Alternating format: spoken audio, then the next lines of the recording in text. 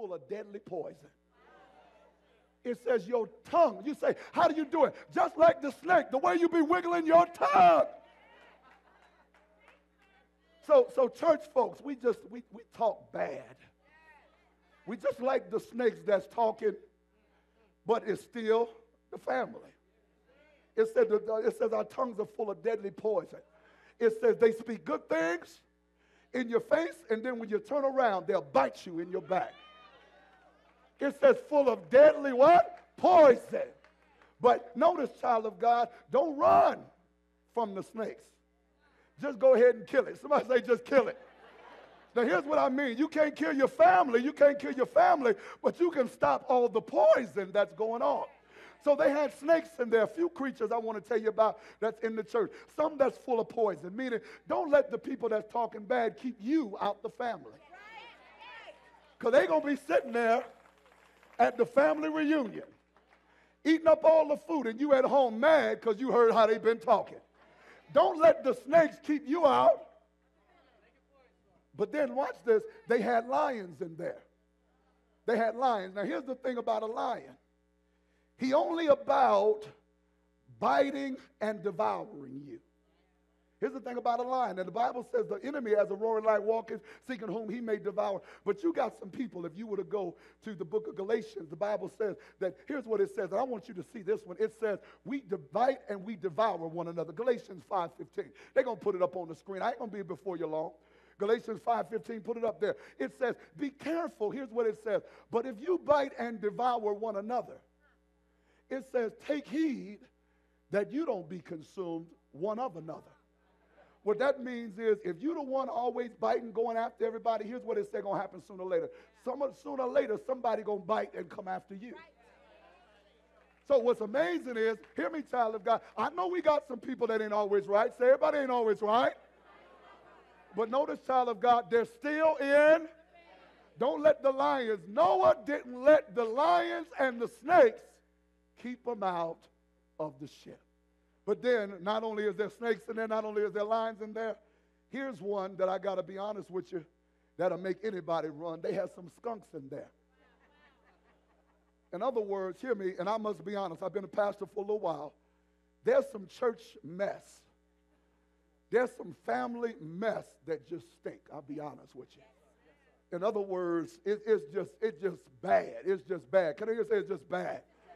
Some stuff is just bad, but here's what happens. God says put it all in there.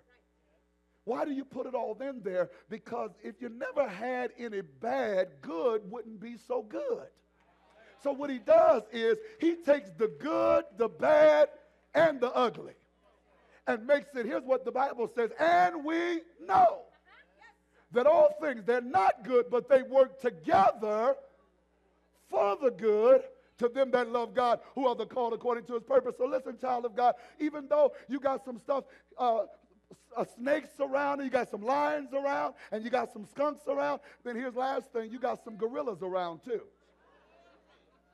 Now here's the thing about gorillas, elders, and I know y'all don't know what I'm talking about. You got some folks with some nasty dispositions. When they walk in church, if looks could kill. In other words, you know, people come in here and they say, "Are you saying yes?" Tell your face about it. In other words, you shouldn't be so mean. Look at somebody and say, "Don't be so mean." Well, I had a bad day. I had a bad week. You don't know what I went through. Listen, but that ain't your family's fault. That ain't your family's fault because you had a bad day. You don't have to be. Now, here's what I'm saying, because I said it's all in. Hear me, child of God, because you got some mean gorilla folks.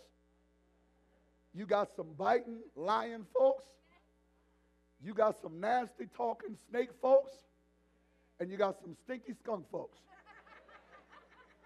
But here's what I like about God, because what people will do, they will say, nobody's right in the church.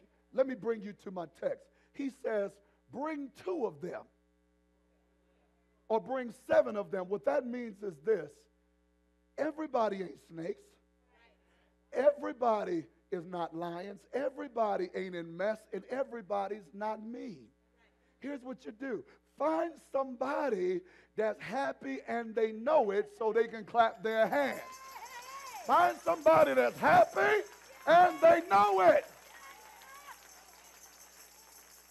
If your face is smiling, you'll help the mean folks. If everybody come around you talking all that mess, trying to spread the poison, if you look at them and back up off them, I bet you, what I would wonder is this. What is it about you that allowed them people always come with you with that mess? That's what I would wonder. In other words, what is it about you? Because here's what I learned. When I walk through the woods, I'm going to be honest, I used to be in the military. I look for snakes when I would walk through the woods. And when I'm in church, I look for the folks that ain't about God's business. And as soon as I see them, here's what I even do. I'll get up from the row. Don't do it right now because we don't have no room. But I'll get up from the row. Don't sit on that row. If every week you come, they ain't got nothing but negative stuff to say, get up and sit on another row. Don't let the folks stop you from being in. Don't let them stop you from being in the family.